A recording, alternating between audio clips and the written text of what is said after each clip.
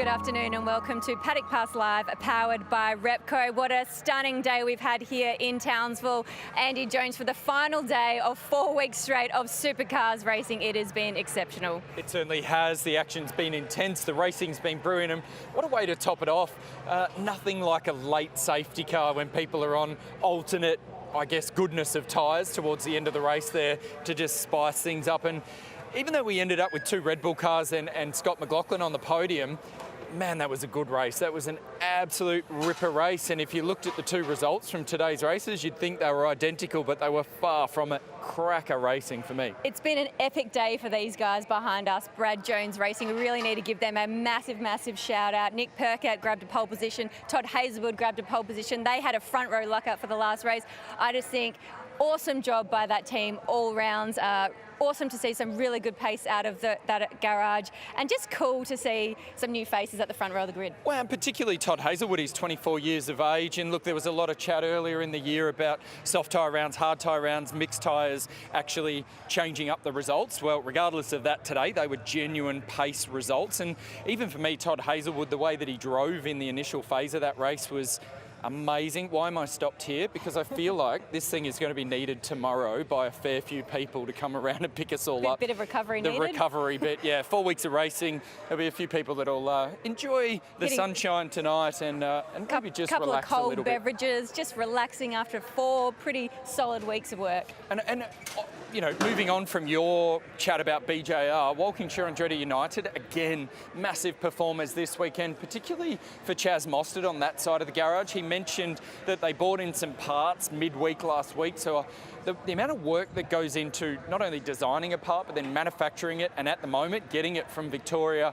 up into the southern states is massive, but it paid dividend for those guys, and I don't reckon into the northern states, and for me, I don't think we're too far away from Bryce Fullwood actually delivering some really strong race results there. His actual speed is terrific, but he's just working on that racecraft stuff at the minute.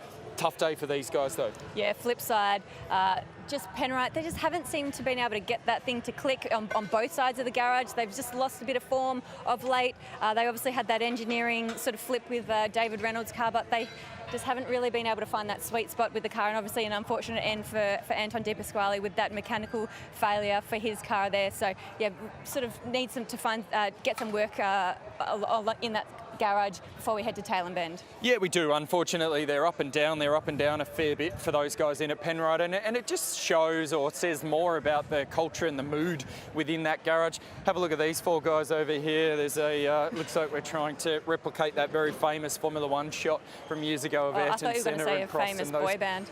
Well, it could be that as well. So let's go for a wander in here, because after 4 weeks of racing, being on the road, the pack-up begins. So we walk into Tickford. You can see all of this stuff. Left-hand side of the garage is being pulled down. Right-hand side is still up. There's a bit of there is a system for all this to happen at the end of the weekend. As soon as that flag comes out and the racing stops, the workload for these guys doesn't necessarily end there. All that equipment from in the garage gets packed down, it all gets stacked here, there's a system for it, it'll all fire into these massive Big B doubles, but it just sets the tone that we are run and done for 4 weeks of racing, and as you said at the top of this little segment, it was brilliant. And just how quickly everything gets packed up. I mean, we've only been finished racing for about, half an hour. Garages are pretty much cleared up. I mean, Triple Eight are still sort of going, but Tickford almost basically empty. Trucks are packed. A lot of these trucks will be probably heading out tonight. I know some teams are staying back and sort of doing a bit of a set down before they head off to Tailem Bend on that journey to head up that way. But how quickly things need to be packed up and moving on to the next one. And particularly for these guys behind us here, there might be people thinking, Tickford, they're based in Victoria, why are they in such a hurry to get out of here? Well, they're relocating back to SeaWorld, where they set up a temporary workshop, I guess, before we went on the road to Darwin and then came across here to Townsville. So they'll head back to SeaWorld. They'll enjoy a couple of the ski shows, no doubt, while they're there, and then they'll head, once they get all their prep work done at SeaWorld, they'll head over to Tailem Bend in about a week. Jamie probably thinks I'm going to chat to him. I'm not going to chat to Jamie. Hang on a sec, I'm going to chat to Jamie. Jamie, just quickly, are you accredited to sweep? No, this is beyond my pay grade at the moment, but So I'll give it a go. Well, and we appreciate your honesty because the way you were just pushing this thing around, it doesn't look like you've used one all that regularly. It doesn't handle very well, actually. But I always complain about the car, don't I? Yeah, you said that just like a really good race driver Thanks, would. Andy. Complain about the broom.